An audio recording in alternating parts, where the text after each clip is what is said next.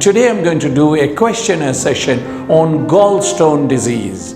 Hello there, I'm Dr. Purnendu. I'm a laparoscopic surgeon in Genesis Hospital, Kasba, Kolkata. What are the dangers? Because many patients ask, what if I don't do the treatment? I have no symptoms, nothing. So there are complications which may arise out of the gallstone.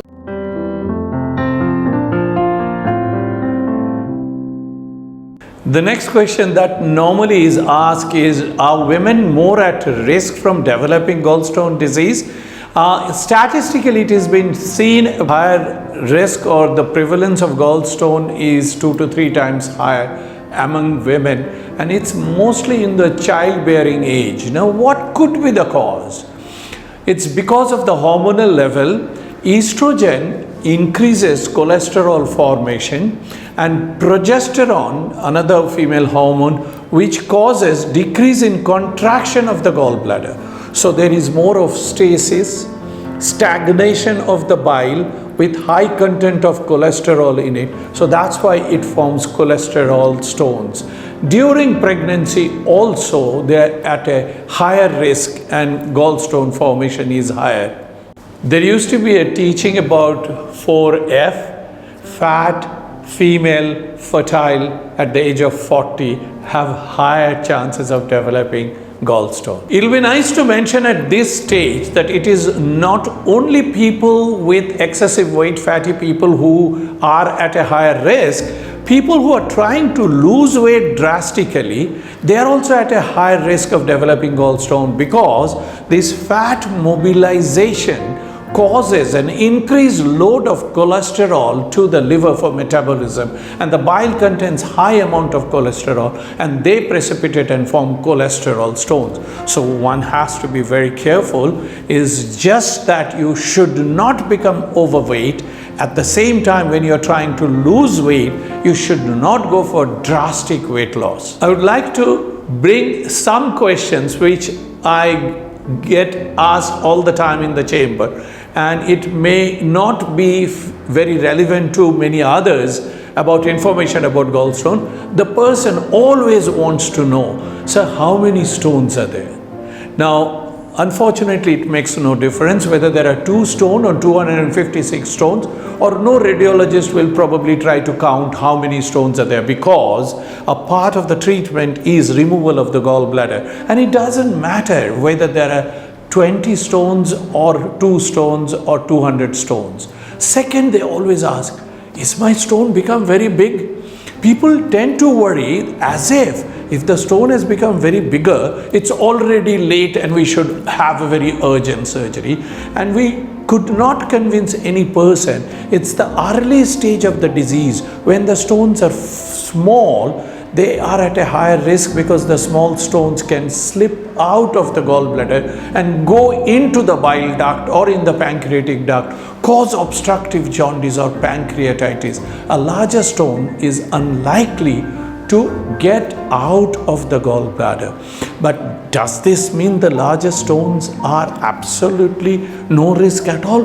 No, because one risk which people must remember, that long-standing gallstones, or stones which are nearly 3 centimeters in size, has a very higher chance and incidence of gallbladder cancer. So if the stone is there, even if the person feels that I have no symptoms, and you're carrying it for a very long time, because majority of the gallbladder cancers have been seen that it is always associated with stone. The next is, how is it diagnosed? Now, it's very simple. One is plain ultrasound scan of the upper abdomen, where we get the picture of the gallbladder, liver, and we can identify the stones by the posterior acoustic shadow. When the bile duct is dilated, or if there is a derangement in the liver function test, or a patient is jaundiced, we usually do another test called MRCP, which is the MRI scan of the hepatobiliary system, is to see the biliary tree properly. It is not to diagnose the gallbladder stone inside the gallbladder. If there is a suspicion, If there is a patient who has got jaundice, then it gives very clear picture of the bile duct, because the last part of the bile duct goes behind the duodenum, and that part is not very well seen in ultrasound scan. Now these are the tests that is to establish the diagnosis of gallstone. Now the gallstone has got no medicine. There is nothing to treat gallstone anywhere in the whole world. The only possible treatment is a removal of the gallbladder along with the stones. So for surgery, there are certain other tests which are required, which is the routine set of tests like blood test, sugar, urea, creatinine, liver function test, X-ray, ECG, echocardiogram, thyroid profile, pre-operative serology, and also at the moment a COVID test. The terminal part of the bile duct is also seen by another method. It's called endoscopic ultrasound, where the endoscopic tip has got an ultrasound probe, and by doing an endoscopy from the duodenal area, we can see the last part of the bile duct, whether there is any small stone. But this is an invasive procedure, which means we'll have to put the endoscope through the mouth of the patient. Not many people would prefer that. So it's always better to do non-invasive procedures, which means is the ultrasound scan and the MRI scan. Now, what if there is a stone in the terminal part of the bile duct? So the next question people ask, if there is stone in the bile duct, or if the patient has got jaundice, can still be surgery, microsurgery, laparoscopy can be done? Yes, for the stone in the bile duct, we need to do a procedure called ERCP, and its full form is endoscopic retrograde cholangiopancreatography.